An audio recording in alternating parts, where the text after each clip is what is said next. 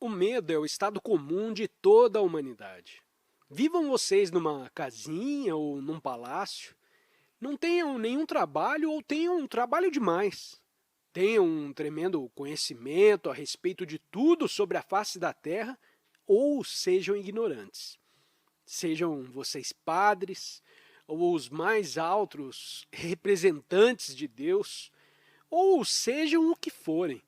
Ainda há esse medo profundo e enraizado comum a toda a humanidade. Esse é o terreno comum onde pisa toda a humanidade.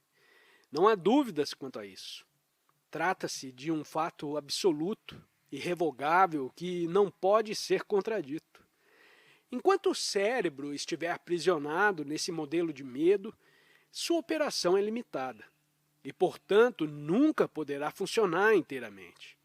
Assim, é necessário, se a humanidade quiser sobreviver completamente, como seres humanos e não como máquinas, descobrir por si mesmos se é possível ficar totalmente livre do medo. Estamos preocupados com o próprio medo, não com a expressão do medo. O que é o medo? Quando há medo, existe naquele mesmo momento o reconhecimento do medo? Será o medo descritível no momento em que a reação está acontecendo ou a descrição vem depois? Depois é tempo. Suponhamos que alguém esteja com medo. Quer seja medo de alguma coisa, medo de algo que fez no passado e não quer que outra pessoa saiba, ou aconteceu alguma coisa no passado que novamente desperta o medo.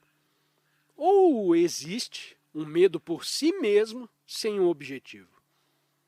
No segundo em que o medo acontece, nós o chamamos de medo? Ou isso acontece somente depois? Certamente que é depois de ter acontecido. Isso significa que os incidentes anteriores de medo, que foram mantidos no cérebro, são lembrados imediatamente após a reação acontecer. A memória diz, isso é medo. Na próxima e na proximidade da reação, não o chamamos de medo. É somente depois de acontecer que o chamamos de medo. Nós o chamamos de medo pela lembrança de outros incidentes surgidos, os quais foram chamados de medo. Nos lembramos desses medos do passado e surge uma nova reação, que imediatamente identificamos com a palavra medo. Isso é bastante simples. Assim, sempre há a memória operando no presente. Então, o medo é tempo? O medo de alguma coisa que nos aconteceu há uma semana, que produziu essa sensação em nós chamamos de medo. E a sua implicação futura de que não deva acontecer de novo.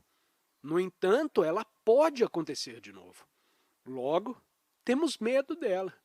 Assim, nós nos perguntamos, será o tempo a origem do medo? Assim, o que é o tempo? O tempo, mostrado no relógio, é muito simples.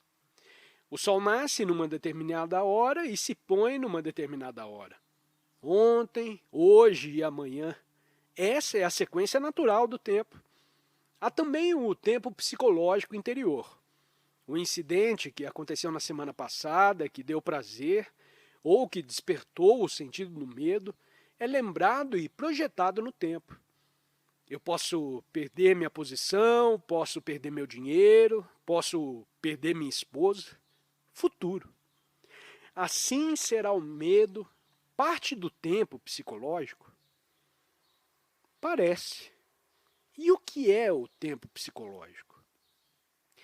Não é apenas o tempo físico que precisa de espaço, mas também o tempo psicológico precisa de espaço. Ontem, a semana passada, modificados hoje e amanhã. Há espaço e tempo. Isso é simples. Assim, será o medo o movimento do tempo? O pensamento é tempo, e o tempo é o medo, obviamente. Tivemos medo no dentista. Isso está armazenado, é lembrado e projetado. Esperamos não ter de novo aquela dor, o pensamento se movimentando. Assim, o medo é um movimento do pensamento no espaço e no tempo. Se percebemos isso, não como uma ideia, mas como uma realidade, o que significa que temos que dar a esse modelo atenção completa no momento em que ele nasce. Então, ele não é registrado.